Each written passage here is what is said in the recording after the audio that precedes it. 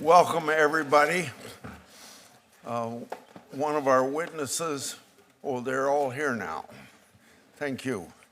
Thank you for the hard work you put into this to bring this issue to Senate's attention. I want to give a quote.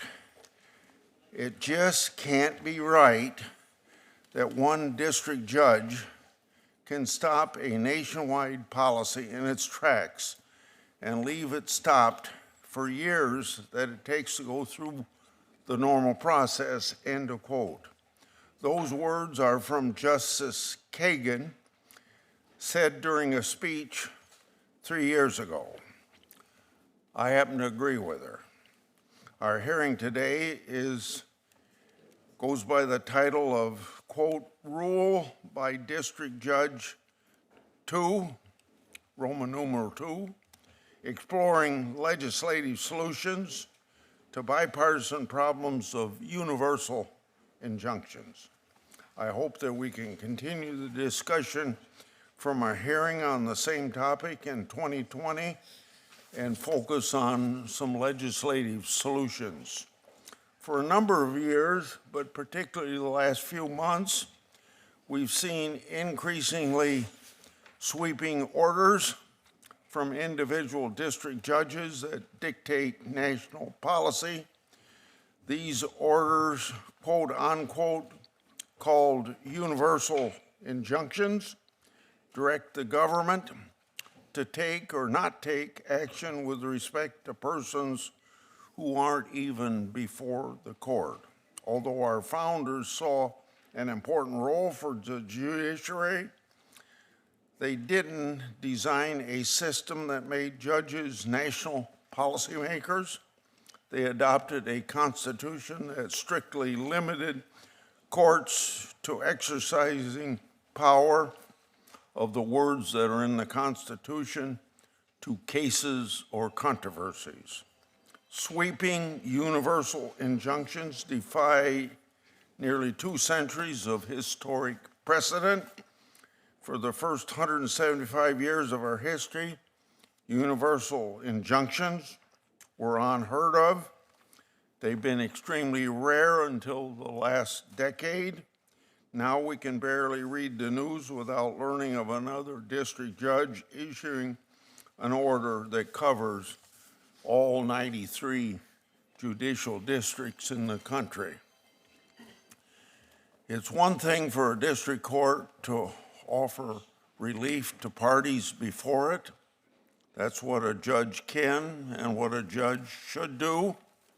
A judge has authority to resolve a case or controversy, and sometimes that'll include holding that a statute or executive action is unlawful. It's another thing, however, altogether for a single judge to order the government to act with respect to people who aren't even before the court. That reaches far beyond the legitimate authority of the court and becomes policymaking. This is something none of us, Democratic or Republican, should want judges to do. Right now, there are more than 600 active district judges, more than 1,000 if you count senior judges. Any one of them can effectively veto national policy. In one sense, district judges wield more power than any Supreme Court justice who must vote with their colleagues before stopping or compelling national government action. This creates then a strong incentive for form shopping. According to 2024 Harvard Law Review study, nearly all universal injunctions against the first Trump administration and the Biden administration were issued by judges appointed by the opposite political party. This places tremendous strain on the judicial system. Universal injunctions are also unconstitutional. Article 3 of the Constitution tasks the judicial branch with deciding, as you've heard me say, cases or controversies. The Supreme Court has long required judges to engage in detailed analysis to ensure that they have authority over a case. They must determine that a party before them has been injured, that the inquiry is traceable to a defendant's conduct, and that the court can do something to remedy it. Now, judges routinely ignore these constitutional limits and issue orders directing government action for the entire country. In February, a district judge issued an order requiring $2 billion in U.S. aid funding to be paid out within 36 hours. The vast majority of people who never even sued. The Supreme Court had to instruct the district court to narrow its ruling and narrow it significantly. On Monday, a district court in California issued an order in a case involving 7 Venezuelan plaintiffs and an association that advocates for them. Instead of just deciding the case before them, the judge halted the policy for approximately 350,000 Venezuelans under the Temporary Protective Status Program. The district judge had no authority over people who weren't before the court, but single-handedly vetoed a policy that Americans specifically elected President Trump to enact. Some people may ask, if universal injunctions are eliminated, how can plaintiffs get relief, especially in cases where it's hard to represent every person affected by law or order? The federal rules of civil procedure provide a solution: class action. This is a powerful legal tool to offer comprehensive relief, and it also contains protections to preserve the rights of parties that are represented in this unusual way. Universal injunctions shortcut all of that. Eliminating universal injunctions still preserves the important role of the judiciary in a system of checks and balances. Class actions remain intact, and judges retain their awesome power to protect litigants before them from unlawful action. But when a single judge can override the political branches to set national policy, the checks and balances of our country and Constitution are thrown off. We should instead return to the framework established under the Constitution. District courts decide the case before them. The appellate courts set precedent for all courts below them. That's the appropriate check on other co-equal branches of government. Universal injunctions turn the whole thing on its head. Most of us in this room have at various times supported or opposed universal injunctions.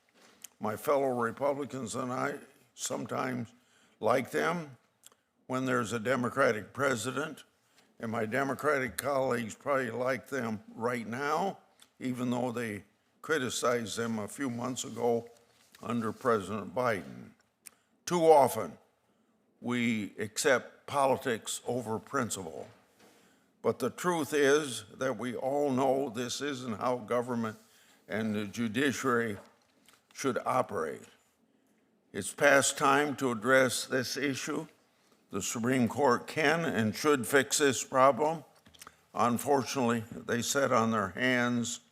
If they won't act, Congress must act. I propose legislation to fix this problem. I think it's a good solution because, like all good compromises, it probably leaves everyone a little unhappy. We all have to agree to give up universal injunctions as a weapon against policies we disagree with. The damage it causes to the judicial system and our democracy is really too great. I hope today we can have a productive discussion about how to solve this problem that has plagued and frustrated Democratic, Republican presidents alike. I'm going to introduce now our two majority witnesses, and Senator Durbin will introduce the Democrat. Professor Samuel Bray is a John N. Matthew Professor of Law at Notre Dame. He's a leading expert on law of remedies and the law of equity, and he's been cited by many Supreme Court justices, including Justices Thomas, Gorsuch, Kavanaugh, and Jackson. He's also been cited by both the Trump and Biden administrations. Professor Bray has written extensively on the topics of universal injunctions, including his Harvard Law article that goes by the title of Multiple Chancellors Reforming the National Injunction. Professor Bray is an elected member of the American Law Institute and is an advisor on the restatement of torts remedies. Jesse Pinchuco is a partner at Boies, Schiller, Flexner, and co-leader of the firm's appellate practice group. He previously served as acting Associate Attorney General at the Department of Justice. Before that, he served as then Governor Rick Scott's General Counsel. He's also a member of the Administrative Council of the United States. I'm very interested in hearing both of your remarks today, and thank you very much for coming. And now, Senator Durbin. Thanks, Chairman Grassley. I want to thank